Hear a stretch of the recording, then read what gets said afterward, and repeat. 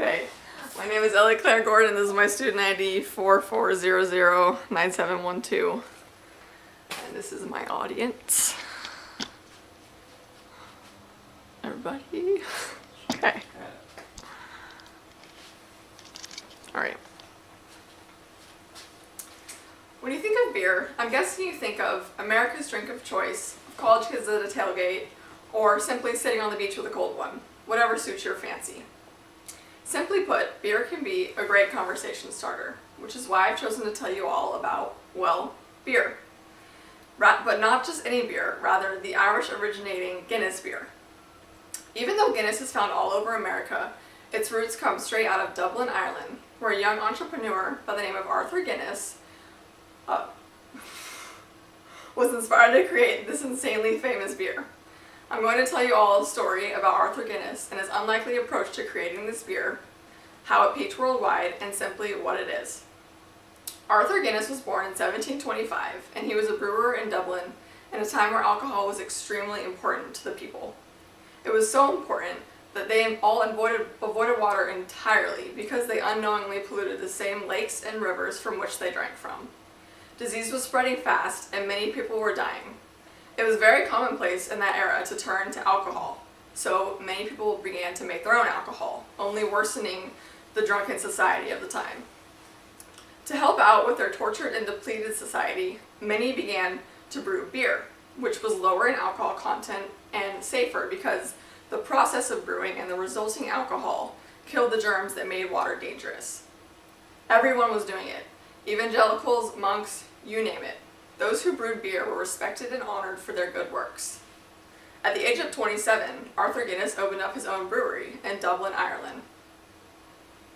On one Sunday at St. Patrick's Cathedral, while Arthur Guinness was in church, he was visited by a preacher by the name of John Wesley. Wesley was the founder of the Methodist Church, and alongside his friends, simply wanted to be a good Christian. Wesley and his friends preached the gospel, spoke to prisoners, and changed entire cities. On that Sunday, it is not sure what Wesley said, but writer Stephen Mansfield speculates that it was along the lines of what he said everywhere he went, that your wealth is evidence of a calling from God, so use your abundance for the good of mankind. Inspired by what he heard, Arthur Guinness went on to donate large sums of money to the poor, and then opened the first Sunday schools in all of Ireland. He was truly a man of reform, helping out his city abundantly in a time of crisis. By teaching his children the same values that he learned, they went on to open up the Guinness Corporation based on their father's vision and faith. The Guinnesses aimed to better society, starting by bettering the lives of those around them. So, they bettered the lives of their employees by raising their wages to be the highest of any corporation in all of Ireland. And they eventually created an entire department dedicated to bettering the lives of their employees. Arthur Guinness set the stage for greatness by putting forth goodness into his craft of brewing alcohol and helping others along the way. In 1759, Arthur Guinness signed a 9,000-year lease at the St. James Gate Brewery in Dublin, Ireland, which is today known as the largest stout brewery in the world. The Guinness Corporation has expanded to have 6 breweries, 3 in Africa, 1 in Malaysia, 1 in Britain, and of course the original in Dublin, Ireland. Guinness is also brewed under license in 150 countries today. About 10 million glasses of Guinness are brewed daily.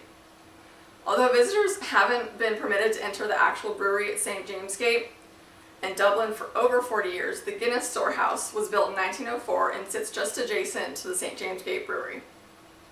Once visitors pay to enter the Guinness storehouse, they are free to venture off on a guided self-tour of the part museum, part showroom, part bar, and part restaurant 7-building story. On the highest floor is the Gravity Bar, where visitors can trade in their ticket for a pint of the Guinness beer. Since the storehouse is part many things, it's easy to forget the real reason of it all, the actual Guinness ale itself.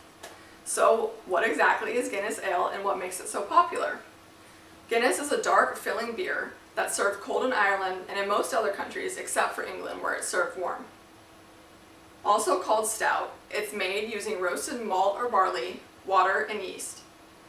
Guinness in Ireland is served different from Guinness in America because in Ireland it's much thicker and it's served with flavors of caramel throughout it. When he first began brewing Dublin ale, Arthur Guinness faced many problems because the ale had to be served to the customer as a blend from several different barrels. So he tried his hand at brewing from a single barrel, also called porter. This move by Guinness guaranteed him a spot in history. Today, Guinness is a brand known worldwide as one of the greatest quality. Since Guinness is such a household term today, we rarely stop to think about where it all really began, with Arthur Guinness. Behind every great product is a person who tried something new or took a chance, just as Arthur Guinness did. His work fueled a massive spread of Guinness beer, with many different countries serving it today and several museums worldwide. The product itself is one that has been altered many times, but always maintained the same rich taste of a stout ale.